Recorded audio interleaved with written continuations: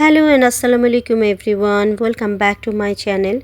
রোজ রোজ এই যে নাস্তা বানানোর, খাবার বানানোর, কী বানাবো, ব্রেকফাস্টে কী দেবো, টিফিনে কী দেবো, এই ঝঞ্ঝট থেকে মুক্তি পেতে এই রেসিপিটা একবার ট্রাই করে দেখবেন। As a tiffin, as a নাস্তা, অ্যাজ এ স্ন্যাক্স, যাই বলেন সেটা আপনারা ট্রাই করে দেখবেন। খুবই ভালো, একদম খুবই সহজে বানানো যায়, অতি মানে সামান্য কিছু উপকরণ দিয়ে বানানো যায়। তো চলেন দেখি। তো আমি এখানে কিছু স্লাইস ব্রেড নিয়ে পানিতে ডিপ করে নিয়েছিলাম এবং ভিজিয়ে নিয়ে এর থেকে পানি চিপড়ে নিয়েছি। এরপর তার সাথে 4-5টা ডিম আমি ভেঙে এর সাথে অ্যাড করে নেব। এখানে ব্রেডের পরিমাণ অনুযায়ী ডিম দেওয়া যেতে পারে কম বেশি, এখানে একদম এক্স্যাক্ট কোনো ব্যাপার নাই। তো আমি এখানে 4-5টা ডিম দিয়েছি এবং এভাবে পাউরুটির গোলাগুলোর সাথে মিশিয়ে নেব। আর নেব ঘরে থাকা কিছু মিক্স ভেজিটেবল বা যা যা থাকে, এটা যে দিতে হবে তার কোনো কারণ নেই। তো আমার কাছে মিক্স ভেজিটেবল ছিল, সেটা আমি দিয়েছি। এর সাথে কাঁচামরিচ কুচি, আদা কুচি, রাফলি ছিঁড়ে নেওয়া কারি পাতা আর ধনিয়া পাতা কুচি করে কেটে নিয়ে এই গোলার সাথে মিলিয়ে নেব। তো এটাকে ভালোভাবে মিক্সড করে নেব। তার আগে কিছু বেসিক স্পাইস আমি এর সাথে অ্যাড করে নেব, যেমন হলুদের গুঁড়া, চিলি মানে কাশ্মীরি মরিচের লাল গুঁড়ো, জিরার পাউডার আর কিছু চিলি ফ্লেক্স। আর এখানে আমি শুকনো মরিচ আর রসুন দিয়ে বাটা আমার কিছু ঘরে একটা চাটনি বানিয়ে রেখেছি, সেইটা দিয়ে দিয়েছি। এটা অপশনাল, দিলে ভালো, না দিলে নয়। আর একটু লেবুর রস দিয়ে নিয়েছি। তো এখন এটাকে ভালোভাবে মিক্স করে নেব।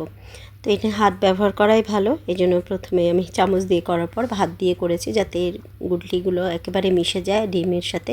এবং পরে আমি এটাকে হুইস্ক দিয়ে করব। তার আগে আমি এখানে একটু লবণ মিশিয়ে নেব স্বাদ মতো, আর এখানে একটু সামান্য পরিমাণ দুধ দিয়ে নেব। দুধটা দিয়ে দেওয়ার মানে হচ্ছে একটু কনসিস্টেন্সি ভালো হবে, ঘন হবে, আর টেস্টটাও একটু ভালো হবে। এখানে দুধের বদলে পানিও দেওয়া যায়, যার যেরকম ইচ্ছা, তবে দুধ দিলে টেস্টটা খুব এনহ্যান্স করে, এই জন্য দুধ দিয়েছি। তো এভাবে দুধ দিয়ে এইরকম এই সেম ব্যাটারে থাকবে। আর এরপরে আমি একটা পাত্র নিয়েছি, সেই পাত্রে আমি প্রথমে অল্প একটু তেল দিয়ে এভাবে 1 চামচ করে দিয়ে নেব। এবং খুব সহজে এটা এপিট ওপিট করা যায় এবং খুব তাড়াতাড়ি উঠে আসে, এর মধ্যে কোনো রকমের লেগে যাওয়ার মতো সম্ভাবনা থাকে না। তো দেখেন কি সহজে ফ্লিপ করা যায়। তো এভাবে একটার পর একটা আমি করে নেব এবং এরপরে আমি একটু স্কোয়ার দিয়ে আমি দেখে নেব যে এর মধ্যে নরম আছে কিনা, কাঁচা আছে কিনা। তো এভাবে দেখে নেওয়া যায়, বা এমনি একটু চেপে দিলেও হয়। তো আমি এখানে স্কোয়ার কাঠি দিয়ে আমি একটু দেখে নিয়েছি যে হয়েছে কিনা। তো অলমোস্ট হয়ে গেছে, আর একটু রাখবো।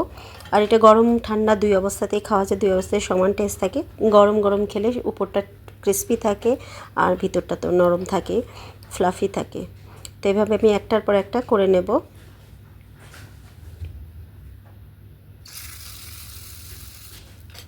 সামান্য করে একটু তেল দিলে ভালো হয়, ফ্লিপ করা সুবিধা হয়। তাছাড়া তেল ছাড়াও ফ্লিপ করা সুবিধা হয়, তবে একটু ক্রিস্পিনেসটা থাকে না, এই আর কি। যার যেরকম টেস্ট সেরকম করা যেতে। তেল কেউ দিয়ে খেতে চাইলে তেল দিবে, না চাইলে দেবে না।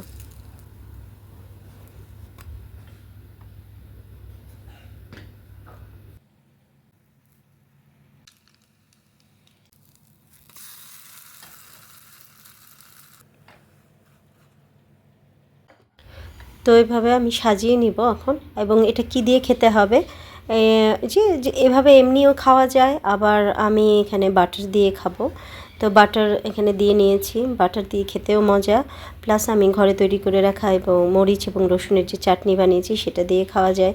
কেউ কেচাপ, মেয়োনিজ, যেভাবে যে ইচ্ছা খাওয়া যায়। গুড়ের মোলাসিস দিয়ে, যেটাকে বলে লালি গুড়, সেটা দিয়ে খাওয়া যায়। ডেট সিরাপ দিয়ে খাওয়া যায়। আর এটা যেহেতু সেভরি ফুড, মানে ঝাল স্পাইসওয়ালা, তো অ্যাজ ইট ইজ এমনি খাওয়া যায়। তো আপনাদের ভালো লাগবে আমার এই রেসিপিটি, করে দেখবেন। যদি ভালো লেগে থাকে আমাকে কমেন্টে জানাবেন। আমার চ্যানেলটিকে সাবস্ক্রাইব করে আমার সাথে থাকবেন, লাইক করবেন।